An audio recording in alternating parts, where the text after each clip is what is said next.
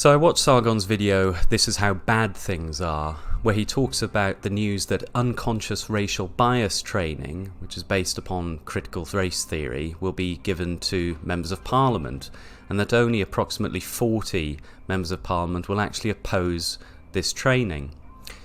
And Sargon was of course very angry at this, given that we have a Conservative government with over 80 seats in majority, indeed a so-called Conservative government with a leader in the form of Boris Johnson that I think a lot of people thought would push back against this in a culture war. But I think this is truly representative of what I consider to be the post-democratic age that most Western countries now exist in.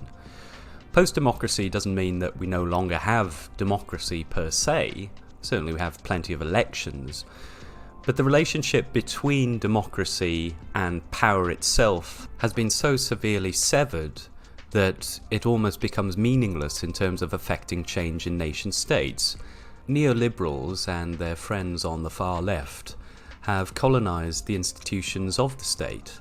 And not just the institutions of the state in terms of the civil service, but also throughout the third sector, which is really the source of where these types of policies, training, and what is fundamentally the culture setting of institutions begins at. By establishing and controlling these institutions, it allows the far left and their neoliberal paymasters to circumvent democracy. So it doesn't matter so much if one votes in a populist, if that populist is not sufficiently aware of the true nature of power within the modern Western democratic state, and you will find that he is totally incapable of engaging with this difficulty. There are very few leaders in the West who understand this extra dimension of a culture war within.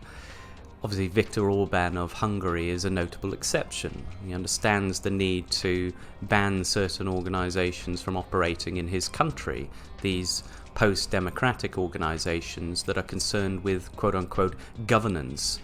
It's always a big clue and a red flag when any organisation wants to talk about governance, particularly global governance, and not government, and not democracy. Because all these organisations fundamentally are about circumventing democracy.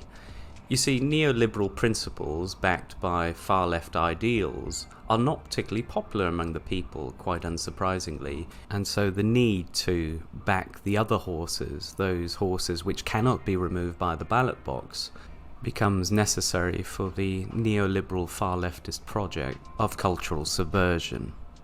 This means that unless a head of state and their government actually realises this as a fundamental issue and starts taking the full level of force and action that their role provides them with, then they will be totally unable to turn back the tide on any of this.